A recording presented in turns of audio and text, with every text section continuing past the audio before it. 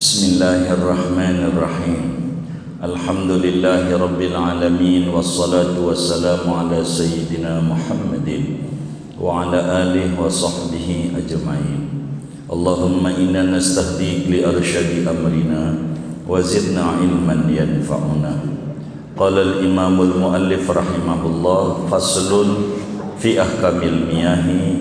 Adapun ini yaitu fasal pada menjelaskan hukum-hukum air. Betul ya? Halaman belum? Tambihun? Oh tambihun. Oh tambihun. Baik. Tanbihun fit tartibi. Adapun ini yaitu peringatan pada masalah tertib. Qala, berkata tuan musannif, wa tartibu an la yuqaddama udwun ala udwin. Tartib itu yaitu bahwa tidak didahulukan satu anggota atas anggota wudu yang lainnya. Bidomil aini, lafad udwun itu dibaca dhammah ainnya ashharu, yaitu lebih masyhur, min kasriha dibanding dibaca kasrah ainnya idwun. Dua-duanya boleh. Wahwa, yang namanya udwun, kullu azmin wafirin minal jasad, yaitu tiap-tiap tulang, wafirin yang nongol, minal jasadi yang tumbuh daripada badan. Ai haqiqatut tartibi wad'u kulli syai'in fi martabatih, yakni adapun hakikat tertib yaitu meletakkan segala sesuatu pada tingkatannya. Qala al-Hisniyu, berkata Imam al-Hisni di dalam kitab Kifayatul Akhyar, wa fardiyatuhu mustafadatun minal ayati. Adapun kefarduan tartib yaitu diambil paham daripada ayat surat Al-Maidah ayat 6. Idza qulna, apabila kita mengatakan al-wawu litartibi, adapun wawu pada surat Al-Maidah ayat 6 yaitu faedahnya tertib. Wa illa, kalau tidak mustafadatun minal ayat, famin fi'lihi, maka kefarduan tertib diambil paham daripada perbuatan Nabi, wa qawlihi, dan ucapan Nabi sallallahu alaihi wasallam. Idh lam yunqal anhu alaihi salatu wassalam annahu tawaddo'a ila murattaban, karena tidak dinukilkan daripada kanjeng Nabi Muhammad alaihi salatu wassalam bahwa beliau, yaitu wudu beliau, melainkan dinukilkan wudunya pada hal tertib.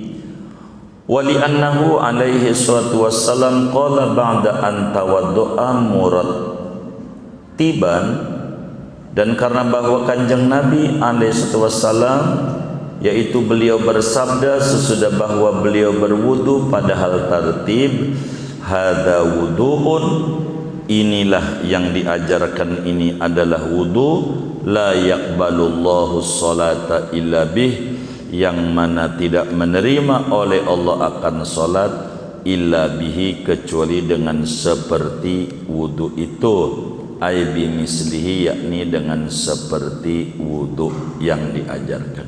Rawahul Bukhari, meriwayatkan ini hadis oleh Imam Al-Bukhari. Wallahu a'lam bisawab. Segitu ya? Ada bal infaroda?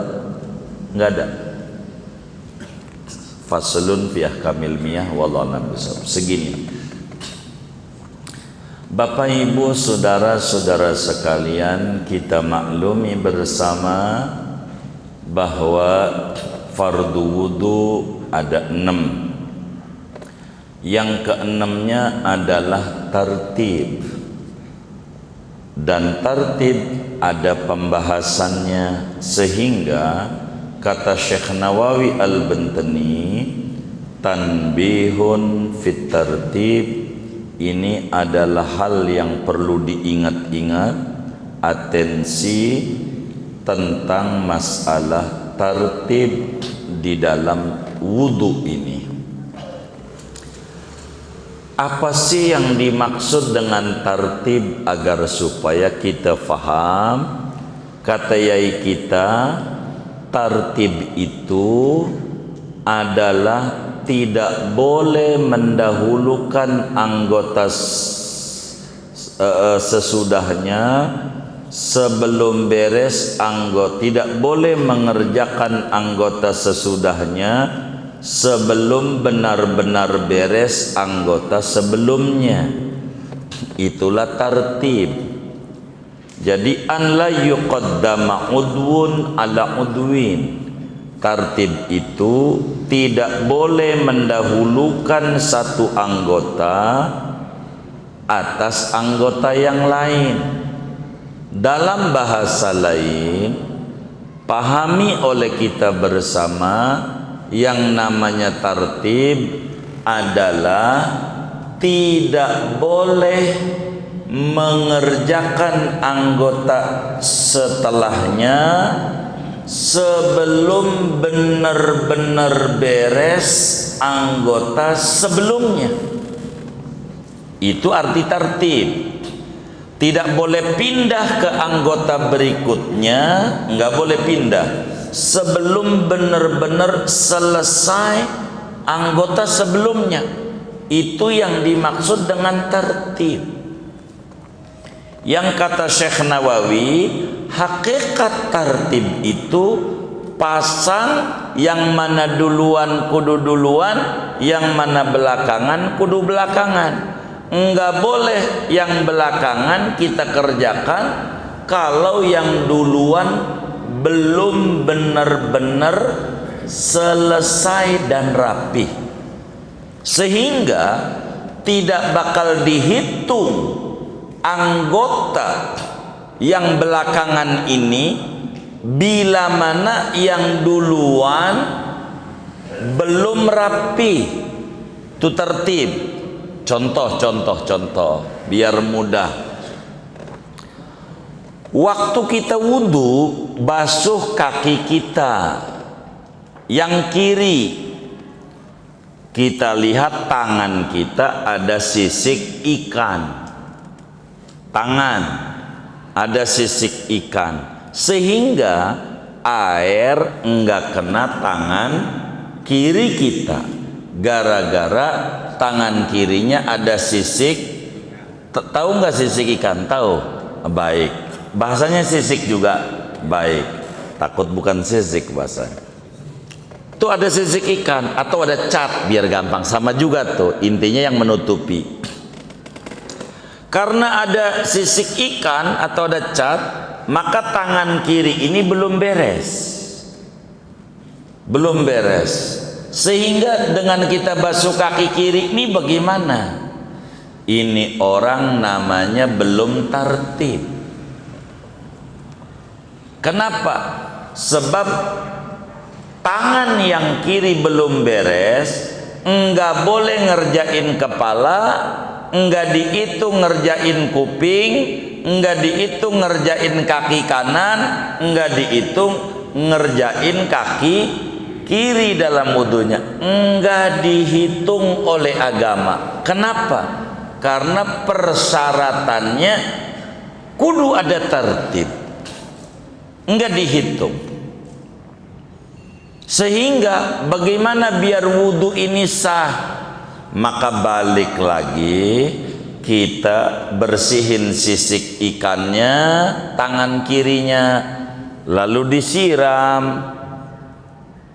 disiram yang di ketutupan cat, maka tangan kiri udah beres.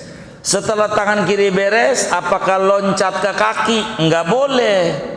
Karena pala ini nggak dihitung, karena tangan kirinya belum beres. Kuping nggak dihitung, karena tadi tangan kirinya belum beres. Kaki kanan nggak dihitung, kaki kiri nggak. Maka dari bersihin tangan kiri dari sisik ikan, udah kita kena air semua, baru kita pindah usap pala lagi, ulang lagi usap telinga lagi, ulang lagi basuh kaki kanan lagi, baru kita kaki kiri.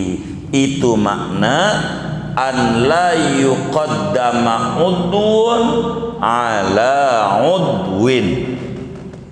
Itu begitu. Jadi nggak bisa tuh pindah tuh kalau belum benar-benar beres.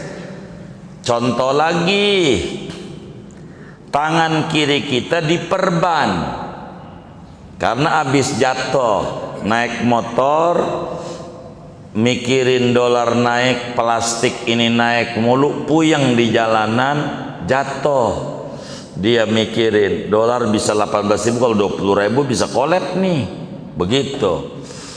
Dia puyeng, akhirnya dia jatuh. Kata dokter tuh tangan kagak boleh kena air, diperban nih.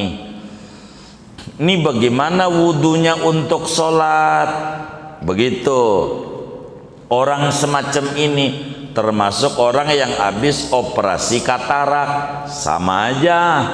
Yang matanya ditutup nggak boleh kena air.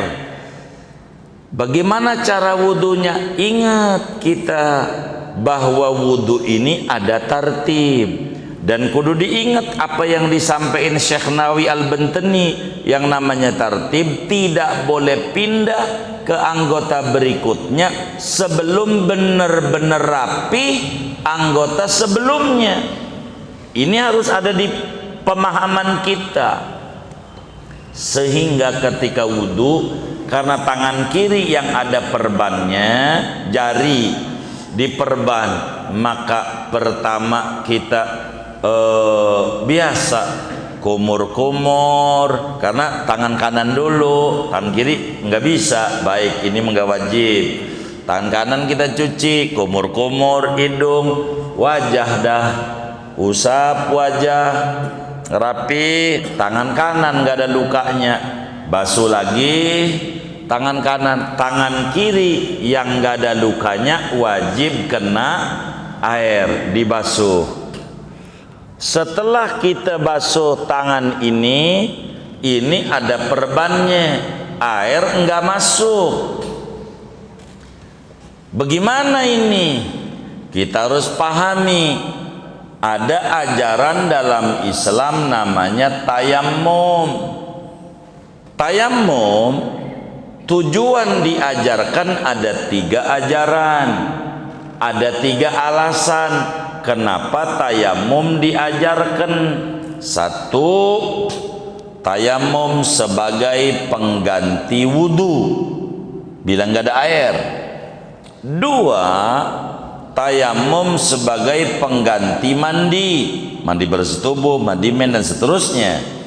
3, tayammum sebagai pengganti anggota wudu, anggota mandi yang tidak boleh kena air. Berarti tangan kiri kita nggak boleh kena air, ini kudu ditayammumin. Karena yang ketiga fungsi tayamum mengganti anggota wudu, mengganti anggota mandi yang ada lukanya, nggak boleh kena air. Oh, ini kudu tayamum. Kapan tayamumnya? Apakah sebelum wudu?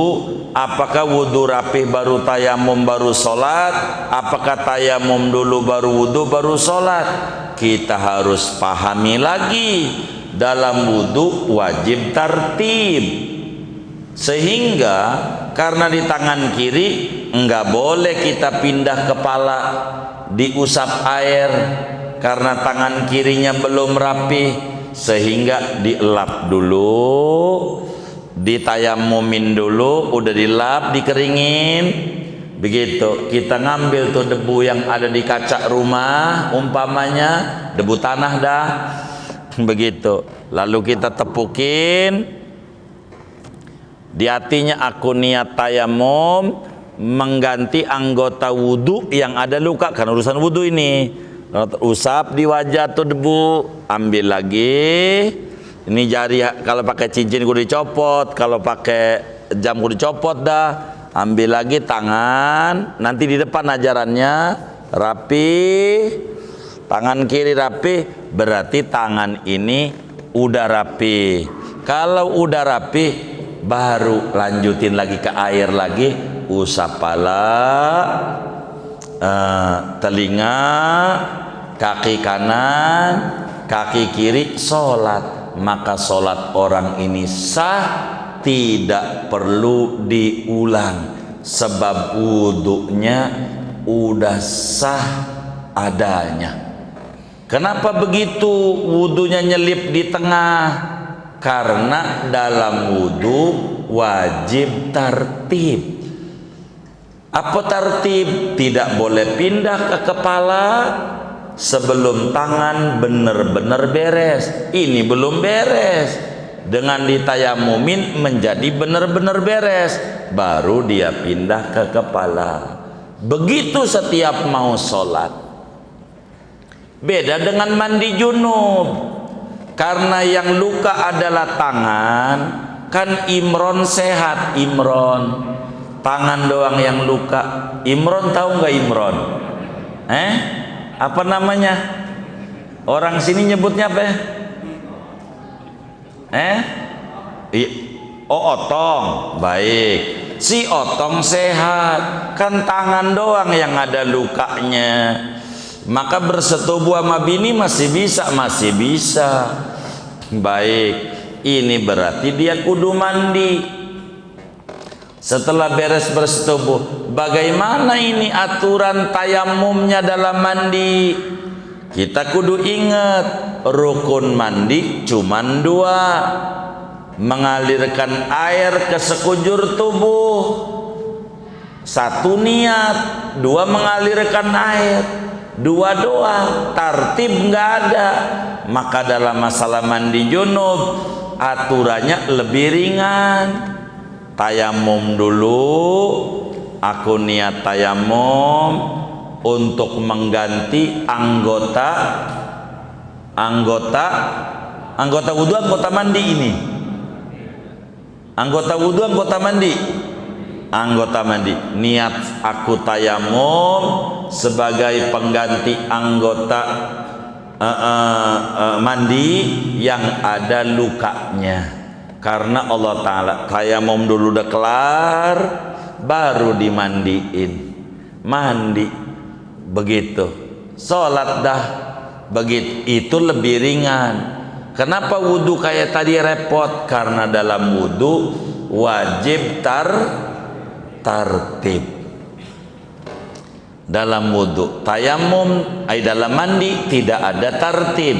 Mau mandi dulu baru tayamum boleh, mau tayamum dulu baru mandi boleh. Cuman yang bagus karena kotor, tayamum dulu baru mandi. Dalam wudhu nggak bisa, kecuali lukanya di wajah,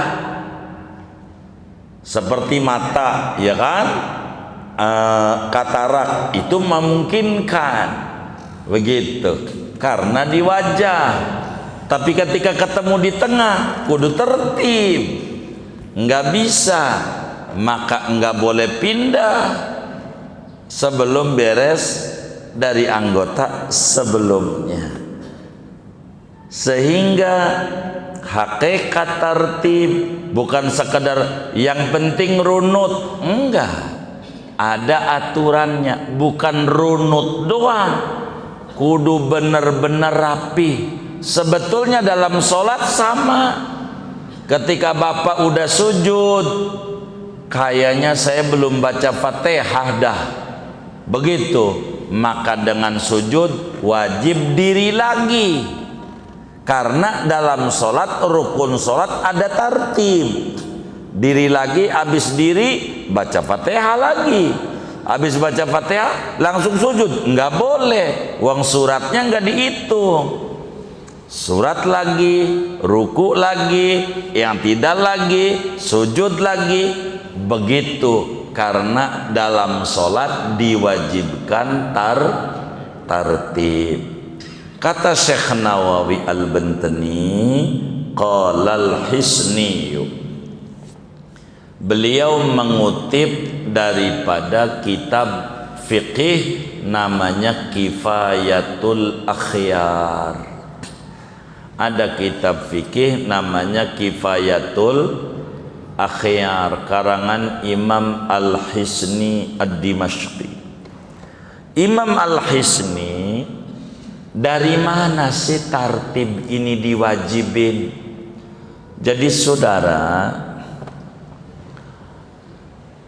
karena Rasulullah sallallahu alaihi wasallam sebagai nabi terakhir, sebagai rasul penutup, sehingga tidak ada syariat lagi sesudah Nabi Muhammad meninggal dunia, tidak ada wahyu lagi yang turun, maka Allah Subhanahu wa ta'ala sayang kepada umat ini, sehingga Allah munculkan ulama sebagai warasatul anbiya wal mursalin untuk mengemukakan, menelurkan dari perasan Quran dan hadis sebagai dalil yang membuat gamblang ajaran yang di Quran, ajaran yang disampaikan oleh Nabi dalam hadis. Itulah ulama-ulama mujtahid. Sehingga ketika ngomong tartib ini wajib, dari mana? Satu, di Qurannya nggak ada bunyinya ya ayyuhalladzina amanu kutiba alaikumus ya ayyuhalladzina amanu idza qumtum ila sholati faghsilu wujuhakum wa aydiyakum ilal marafiq wamsahu bi ru'usikum wa arjulakum ilal ka'bain wa tartib. Nggak ada bunyi itu. Dari mana ulama bilang tartib? Kata Imam Al-Hisni, kata Syekh Nail Bantani, tartib ini munculnya dari dua dalil. Satu dari Quran, dua dari hadis Nabi. Ini muncul kenapa ulama-ulama mujtahid menyebut tartib itu ada. Dari mana? Dari Quran. Mana Qurannya? Itu surat Al-Maidah ayat 6, di mana Allah berfirman, ya ayyuhalladzina amanu idza qumtum ila sholati faghsilu wujuhakum, ada waw nih, wa aydiyakum pakai waw, ilal marafiq wamsahu pakai waw lagi, biru'usikum wa arjulakum ilal ka'bain, ada waw. Waw ini, arti waw pada ayat ini artinya tartib, bukan pakai summa, tapi pakai waw. Waw di sini idza qulna al wawu litartib.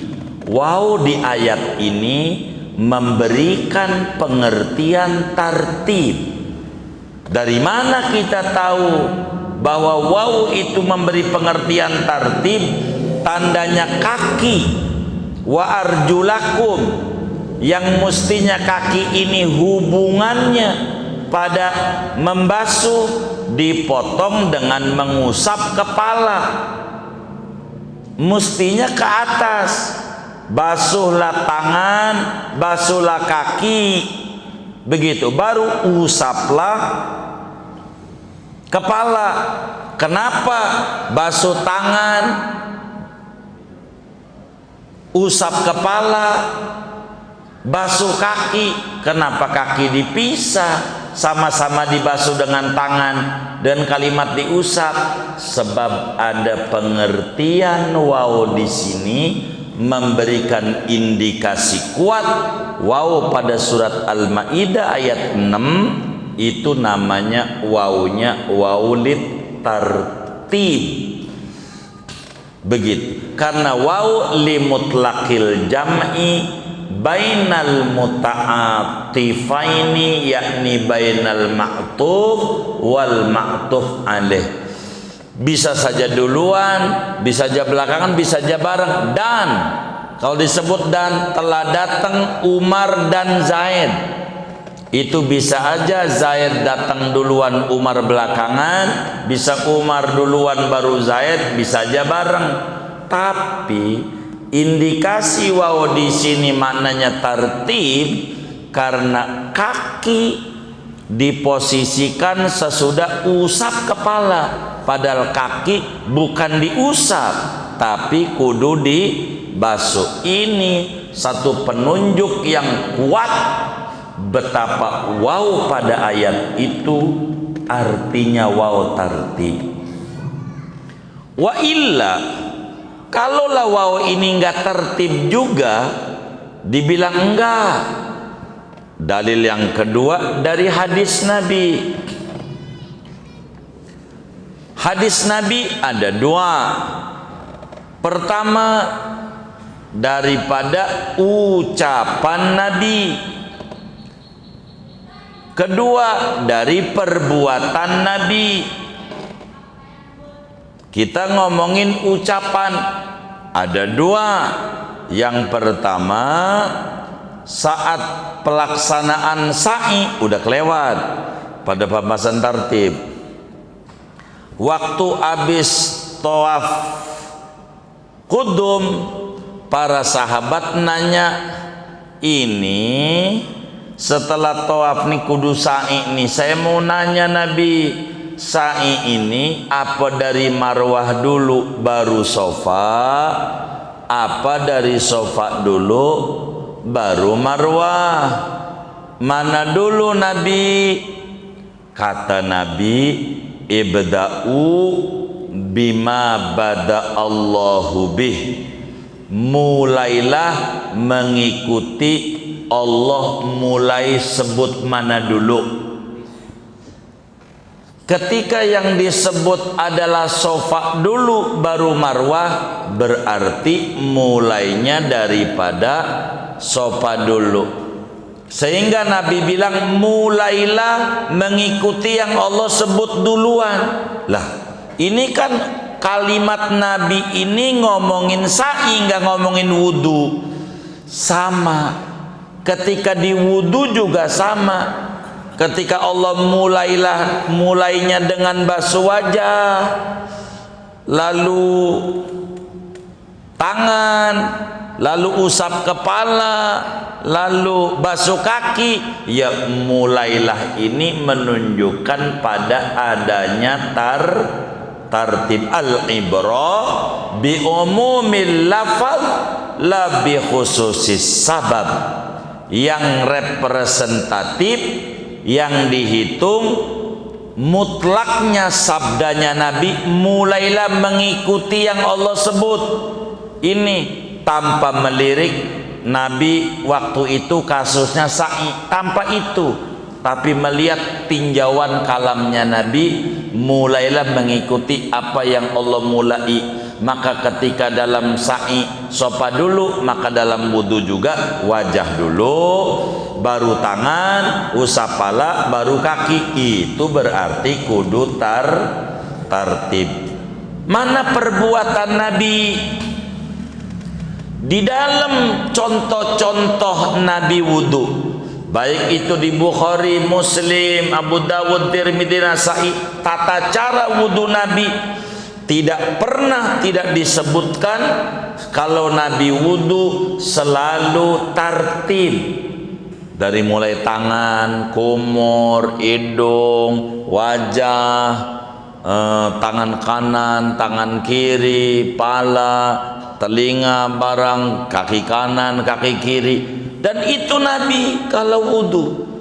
Bukankah itu menunjukkan bahwa Nabi itu wudunya tertib? Di samping Nabi ngomong dalam hadis riwayat Imam Bukhari juga, bukan Bukhari doang, Imam Ibnu Majah juga tulis di dalam Sunan Ibnu Majah hadis ini. Ketika Nabi telah mengajarkan wudu, Nabi bilang, hadza wudu'un la yaqbalullahu illa bih.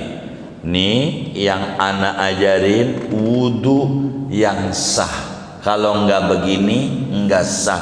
Itu menunjukkan tartib itu disuruh di dalam wudu, sehingga para ulama-ulama fiqih, lebih-lebih para masyayikh sadah syafi'iyah menuliskan dalam kitab-kitab mereka bahwa fardu wudu yang keenam namanya tartib.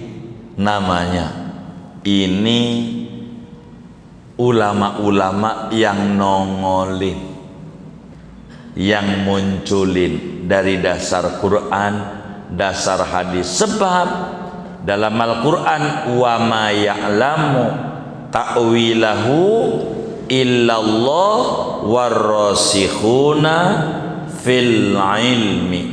Yang tahu tafsir Quran adalah Allah dan mereka yang mendalam keilmuannya, para sahabat, para tabi'in, para ulama-ulama mujtahid paham apa maksud daripada pesan-pesan Al-Quran.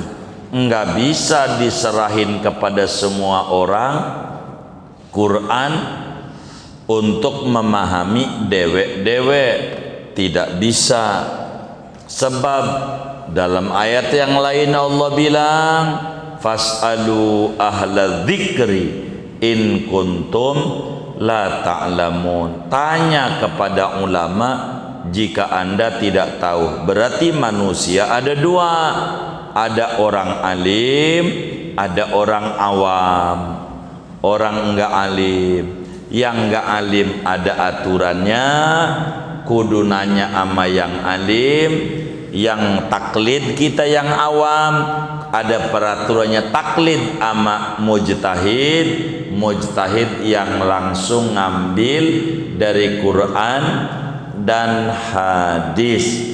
Maka walaupun kitab-kitab fikih yang seperti Bapak pegang nggak ada Qurannya, nggak ada hadisnya, itu realnya peresan dari Quran, peresan dari hadis. Sumbernya bakal ketemu di Qurannya.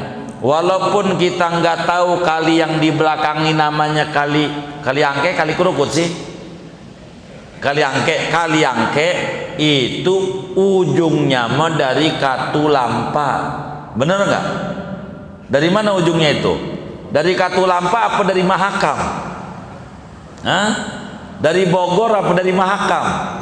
Bogor ujungnya, nggak bakal geser. Walaupun ini kitab enggak ada Quran, enggak ada hadisnya, kalau di ujung-ujungin ketemu Quran, ketemu hadis. Sebab ini namanya peresan, makanan siap saji. Kalau udah makanan siap saji, tugas kita nyomot makan. Jangan pakai tanya panjang, nih berasnya dari mana? Dari Cianjur, apa Rojolele, apa dari Mas Pri? Kan begitu berasnya. Ini nanamnya berapa bulan? Pengairannya kepanjangan. Bukan tugas kita begitu mah. Karena perut lapar mah tugas kita makan. Inilah udah siap saji, sehingga enggak ngomongin penanaman, pengambilannya dari mana, itu tugas para ulama-ulama yang mendalam ilmunya. Maka tugas kita yang awam ikut sama ulama, ketika ulama jelaskan ini loh ada dalilnya. Begitu.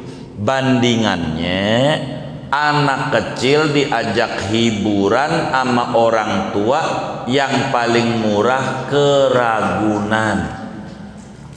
Murahan dibanding ke Dufan, rada mahalan gitu. Ke Ragunan itu bapaknya dekat kandang macan, lari. Maka nih bocah diem aja po lari. Halo, bocah nih diem aja po lari. Hah? Halo, ini kedengeran apa kagak ini? Bocah nih diem aja po lari. Lari. Ketika ditanya, "Hei bocah, ngapa lu lari?" Jawabannya, "Bapak saya lari." Itu jawaban bocah. Ketika ditanya sama bapaknya, "Kenapa kamu lari?" Bapak bakalan ketemu alasan sesungguhnya, karena macan itu galak. Begitu, buas. Kalau bocah ini diem aja, kata bocah ngomong begini, "Saya tidak tahu alasan kenapa bapak lari. Saya mau diem aja dah." Kira-kira gimana tuh bocah? Lu dimakan macan. Tindakan begitu benar apa salah? Salah. Maka kita orang awam ikut ama ulama. Dalilnya terserah tuh ulama. Enggak bakalan ulama nyasarin kita, nyeburin ke neraka. Udah kita ikut aja sama ulama. Kalau sampean tahlilan, napa tahlilan? Udah yayai kita di Karangtengah juga begitu. Udah cukup, nama juga kita bocah. Kalau mau nyana dalil jangan nama gua. Kalau golok ada nih, golok. Orang dulu begitu tuh, benar nggak Ustaz Habib? Begitu. Golok gua punya.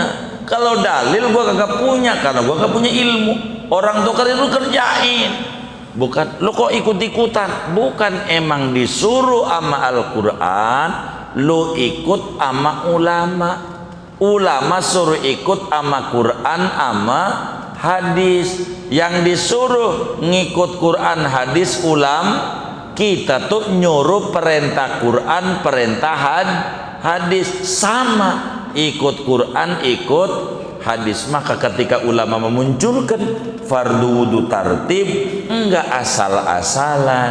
Ada dua dalilnya. Dari Quran ada, dari hadis ada. Sehingga fardu wudu yang 6, dari mana ketemu 6? Fardu yang nomor 1 dari hadis, nomor 2 dari Quran, 3 dari Quran, 4 dari Quran, 5 dari Quran, 6 Quran juga, hadis juga. Begitu kata Syekh Nawawi. Sehingga dalil tertib itu bisa dari Quran, bisa dari hadis, hadisnya dari contohnya Nabi, 2 dari petuah perintahnya Nabi, kalamnya Nabi, yang mana Nabi bilang ini adalah wudu, yang orang bakalan sah wudu kecuali kayak begini. Itu dan Nabi contohin semuanya tartib. Ini menunjukkan tartib adalah fardu daripada fardu wudu. Kalau wudunya diacak-acak, kaki dulu baru tangan baru pala, ini namanya tidak mengikut apa yang dituntun diajarin di dalam kita berwudu. Sehingga di sini dijelaskan hadza wudu'un la yaqbalullahu sholata illa bih. Ini adalah wudu di mana salat ame Allah kagak diterima kecuali kalau kayak begitu. Kata Syekh Nawawi, ai bimisli, kayak begitu. Bukan itu yang diterima yang Nabi doang, sampai kerjain juga, karena sama dengan yang diajarin, sama bakalan diterima wudunya, karena ada namanya tartib. Rawahul Bukhari. Hadis ini diriwayatkan oleh Imamul Bukhari di dalam Sahih Bukharinya, bahkan di dalam Sunan Ibnu Majah pada urutan hadis nomor 419 di Sunan Ibnu Majah. Ibnu Majah juga riwayatkan bagaimana Nabi wudu tartib. Sayyidina Utsman juga ngajarin wudu tartib dan semua, sehingga wudu wajib adanya tartib. Bila mana tartib tidak dikerjakan, maka pastikan wudunya tidak sah. Cuman tartib ini wujudnya enggak ada, tapi ada. Karena tartib adalah sebutan. Bila Anda runut berarti Anda tartib, gitu. Wujud tertibnya enggak ketemu. Wujudnya kayak botak. Botak mana? Enggak ketemu. Nih dipegang, itu pala bukan botak. Nih itu pala. Paham? Bila rambut enggak ada kepalanya sebutannya botak. Tapi kalau mau nyari botaknya ampe botak lagi kagak ketemu. Tartib kalau mau mencari wujud tartibnya enggak ketemu, sebab lahzatun yasiratun. Asal Anda kerjakan kayak begitu sebutannya namanya tartib. Begitu sebutannya, begitu. Sehingga ketika sampean wudu blus niat di dalam air, wudunya sah. Bagaimana air masuknya? Lahzatun yasirah, sebutan itu udah jadi dengan sendirinya wudunya. Ini tanbihun, atensi, hal yang perlu diingat-ingat. Jadi kan kita habis pala kaki juga tartib? Enggak.